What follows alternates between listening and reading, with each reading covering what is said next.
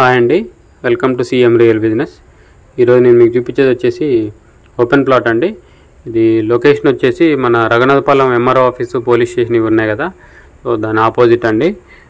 Main రోడ్కి very near అండి, just ఒక 100-200 మీటర్స్ ఉంటుంది, ఆకపూర్ డిస్టెన్స్ ఉంటుంది. సో ఖమ్మం కొత్త బస్ స్టాండ్ నుంచి వచ్చేసి 8.5 కిలోమీటర్స్ ఉంటుంది. ఎన్టీఆర్ సర్కిల్ నుంచి వచ్చేసి 7 కిలోమీటర్స్ ఉంటుందండి. ఈ కనిపించేదండి ప్లాట్, ఇది కార్నర్ ప్లాట్ అండి, సౌత్ వెస్ట్ కార్నర్ ప్లాట్ వస్తుంది.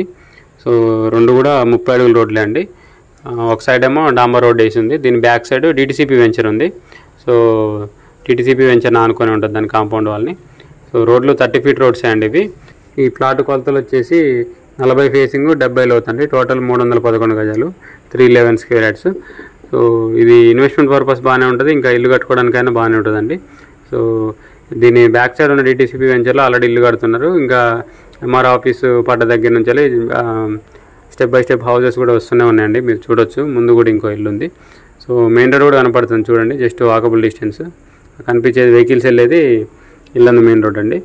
సో ఇంకోటి ఏంటంటే, ఇప్పుడు డెవలప్మెంట్స్ అన్నీ రఘునాథపాలెంలోనే వస్తున్నాయి కదా, food processing unit, seed development unit, 14 ఎకర్స్లో స్టేడియం, డిస్టిక్ కోర్టు, ఇంకా స్వామినారాయణ ఇంటర్నేషనల్ స్కూల్, ఇవన్నీ ఇక్కడే వస్తున్నాయండి. సో గవర్నమెంట్ ల్యాండ్ ఇక్కడ ఎక్కువ ఉంది కాబట్టి డెవలప్మెంట్స్ అన్నీ ఇక్కడే వస్తున్నాయండి.